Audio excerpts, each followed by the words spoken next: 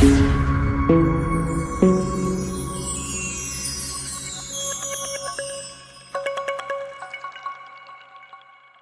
علیکم دوستان عزیز. به ویدیو ششم از آموزش لارا و لایفایر خوش آمدید. در ویدیو قبلی طریق ایجاد مدل و میگریشن را براتون آموزش شدیم که بدون ایجاد مدل ما نمیتونیم از الکمنت کیوری ها استفاده کنیم.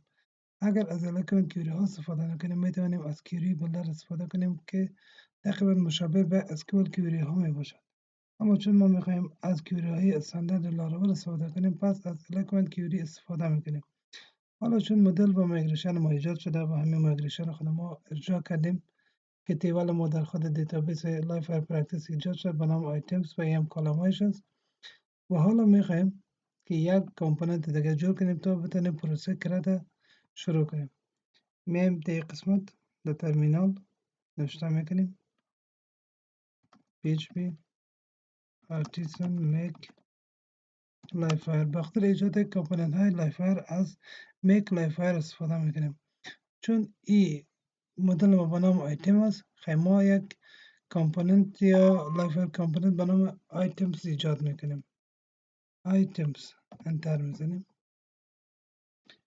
که دو فایل بر ما جور کرد. یک فایل کلاس که در اینجا منطق خود ما اینجا تطبیق میکنیم با مانند کنترلر های خود لاراول است و فایل دوم به نام ویوز که در اینجا ما چی فرانت خود دیزاین میکنیم. حالا میریم اول در فرانت اند. در فرانت اند فعلا هیچ چیز وجود نداره. بخاطر ایجاد اول ما با یک فرم HTML نیاز داریم چون ما از فلکس UI استفاده میکنیم که یک UI مخصوص به خود لایفایر است. خیلی میریم در خود سایتش در سایت فلکس از این قسمت یک مدل رو انتخاب میکنیم. مدل میریم در قسمت که یک مدل است این انتخاب میکنیم کودش کپی کرده میریم در پروژه خود در این قسمت پیستش میکنیم. همیشه متوجه باشین که باید تمام کامپوننت های لایفایر داخل یک دیو باشه. بیشتر از یک دیو استفاده کرد نمیتونیم. اگه یک دیو اوپن کنیم و او رو پس کلوز نکنیم برای ما ایرور میده. به این خاطر اینجا تگ دیو اوپن شده و در پایین هم شده کلوزش کردیم در قسمت. اینجا یک مدل است به نام ادیت پروفایل. ما میتونیم نام از زیر تغییر بدیم به هر نامی که نیاز باشه. اینجا مثلا برش میمانیم آیتمز مدل کاپیش میکنیم میایم در این قسمت همراه نام از این مدل مچ میکنیم که در وقت تریگر کردن همین مدل رو بر ما اوپن کنه. و اینجا میتونیم که یک بتن برش بانیم نوشته کنیم create new item که نام همون بتنش بر ما ایجاد میشه. در قسمت هیدینگ است اپدیت پروفایل است. این رو میتونه به هر نام دیگه خود ما تغییر بدیم. میتونه مثلا بانه میشه items. این فلکس یا مثل در بالای هیدینگ میه این ما نیاز نداریم دلیتش میکنیم. در قسمت بعضی اینپوت ها هست. امو اینپوت هایی را که ما نیاز داریم امو اینپوت ها را میگیریم و را که نیاز نداریم و را ریموو میکنیم. در این قسمت میایم این اینپوت دیتا ما کار نداریم دیتا برده این اسپیسال است. دیزاین خود فلکس است که بر ما فاصله ایجاد میکنه. این قسمت بتن سبمیت است. این رنگ دیزاینش است. این با جای سیو چنجز برش میمونیم کرییت با جای سبمیت برش میدیم چون ما از فرم استفاده نکردیم نوشته میکنیم وایر کلیک به نام کرییت. هرگاه این وایر کلیک روش کلیک کنیم ما چی میکنه میره فانکشن کرییت بر ما از خود منطق که ایجاد کردیم و فایل منطق ما که در این قسمت موجود است اپ لایفایر آیتمز او فانکشن بر ما کار میکنه که این فانکشن فعلا اینجا نیست حالا برش ایجاد میکنه. کدام اینپوت ها رو ما اول نیاز داریم او رو برش اینجا برش مشخص میکنیم. 1 2 3 اینپوت هایی که در مدل میبینیم آیتمز نیم است.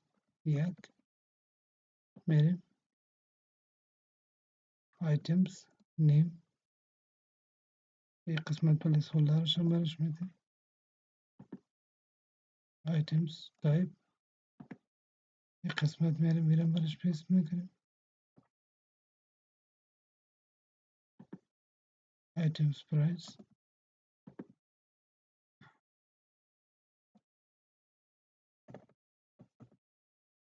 میرم پلیس هولدرش برش پیست. حالا که ما بریم در صفحه پروژه خود رن کنیم و در داشبورد بریم که پروژه رن هست، میریم در داشبورد. اینجا چی رو نشان میده؟ همون کانتر ما رو برمان نشان میده. چی میکنیم؟ میریم در پروژکت خود در داشبورد. این قسمت داشبورد است. با جای از یک کانتر ما برش میتیم آیتمز، چون کانتر رو دیگه نیاز نداریم. چی شد؟ یک بتن برمان ایجاد کرد به نام کریت نیو آیتم. وقتی که روش کلیک کنیم مدل بر ما نمایش میده. در اینجا چی است؟ آیتمز همون هیدینگ موز، آیتمز نیم است، اینجا پلیس هولدرش است، آیتمز تایپ است دیگه. هر وقت ما روی کلیک کنیم میره در اون فانکشن. اگر کلیک کنیم باید برمون چی کنه؟ یک ایرور بده. که یک ایرور میده که به نام از این فانکشن پابلیک میتود کریت کنم، میتود اینجا پیدا نشد. میریم در بخش فایل منطق. در این قسمت روشن میکنیم پابلیک فانکشن کریت، قوس بسته، کالی برسس اوپن و کلوز. حالا که دیدی کنیم برش، هر گاهی را که مثلا ما کال کنیم چی میکنیم؟ همون فانکشن بر ما کال کرد. در قسمت حالا با خاطر استفاده از این اینپوت ها در لایف وایر ما چی نیاز داریم؟ به وریبل ها نیاز داریم که 3 وریبل باید ایجاد کنیم. در کجا؟ در خود فایل منطق. نوشته میکنیم public at، همین ارزش کپی میگیریم ما اینجا میاریم پیستش میکنیم back دو سیمی کالم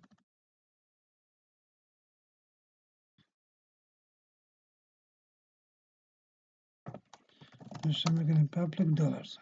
3 وریبل اینجا ایجاد کنیم. حالا در یک قسمت برش میگیم همین وریبلایی رو که اینجا ایجاد کنیم برای صفحه فرانتند خود برش میکنیم مشخص میکنیم. حالا که دیتا رو چه قسم که از فرانتند بخوایم به منطق روان کنیم باید توسط پراپرتی یا مشخصه خود لایف وایر که به نام وایر مدل هست مساوی بیس، همون نامه‌ای را که ما در فایل منطق خود در وریبلای خود دادیم به همون کالما یا به همون اینپوت ها، این را در اینجا چی میکنیم؟ مشخص میکنیم. آیتمز تایپ به اینجا می، چون یک کلش مطابق به ای است روشن میکنیم وایر مدل و میره پیست میکنیم در قسمت آیتم پرایسز وایر مدل مساوی دبل کتشن پیست. این وریبل ها مستقیم چی شد؟ لینک شد همراه از همی وریبل هایی که در اینجا جور کردیم. همون وایر مدل های همراه از وریبل ها مستقیم لینک شد. حالا که اگه ما اینجا برش نوشته کنیم هر مقدار که در اینجا نوشته کنیم و کلید به اینجا کلیک کنیم چی میکنه؟ همون مقدار برمان نشان میده. مثلا اگه برش بگیم دیدی add this item name.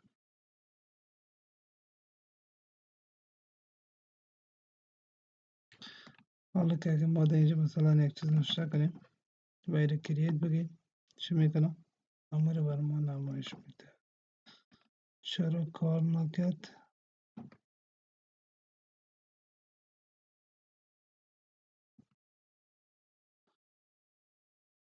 بایر مدل نیم صحیح است، یک مشکل ایجاد نداره. ریفرش اور مثلا رو پن میکنیم که دیتا رو بگیرم روشن میکنیم مثلا نیمز کریت، همون مقدار بر ما چی کرد اینجا نمایش داد. حالا میریم در یک قسمت در فایل منطق خود همین وریبل که بر ما به شکل یک اره چی میکنیم برای بکند یا بوم دیتابیس خود ارسال میکنیم که چه پروسه کریت و اونجا ایجاد شد یا پروسه انزرشن که میگنش. یک دو وریبل جور میکنیم به نام دیتا داخل از یک اره را ذخیره میکنیم کدام کالم ها رو ما در خود دیتابیس خود داریم؟ در مدل میاییم، این 3 کالم ما در اونجا داریم که میتونیم به شکل اره یا مس اسایمنت برش روی کنیم. لیستش میکنیم،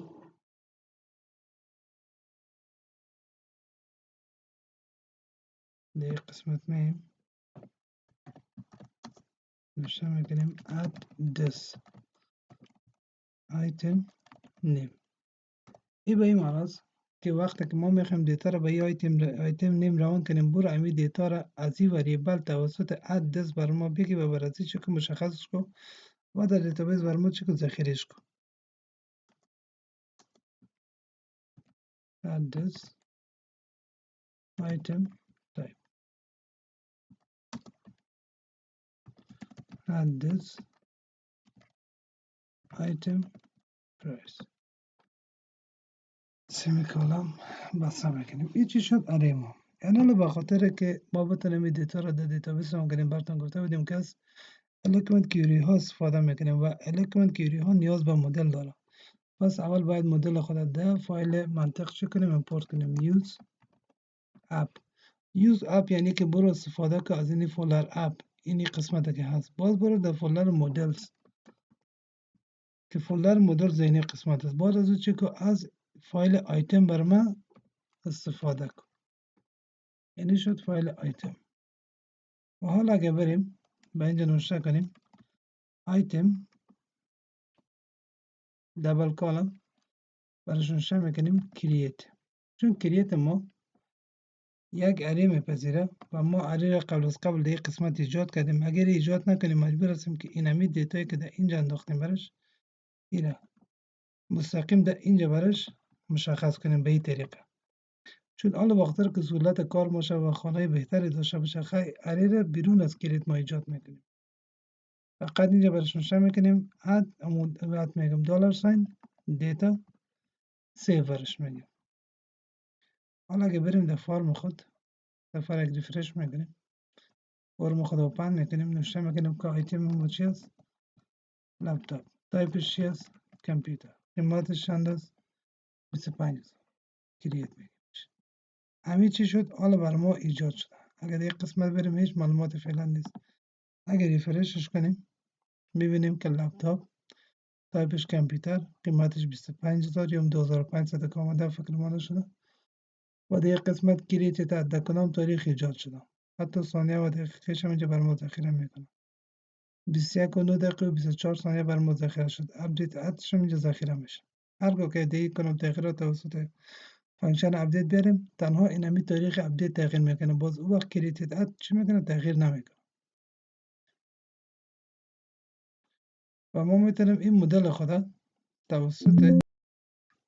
توسط خود همین کامپوننت چی کنیم؟ کلوز کنیم. برش نوشته میکنیم که add this مدل اون با نام چی است؟ آیتم مدل. این برش میتیم سنگل کوتیشن پیست داش کلوز سیف میکنیم. حالا هرگاه که آیتم جدید ایجاد کنیم و روی بتن کرییت کنیم، اول کرییت میشه، باز مدل اتوماتیک چی میشه؟ کلوز میشه یا به صورت خودکار بسته میشه. ریفرش میکنیم، یه قسمت نوشته میکنیم مثلا دسکتاپ کامپیوتر 15000. روش کلیک کنیم، چی شد؟ مدل مستقیم بسته شد و دیتا در دیتابیس ذخیره شد. به یالت شد دیتا در دیتابیس ما ذخیره شد.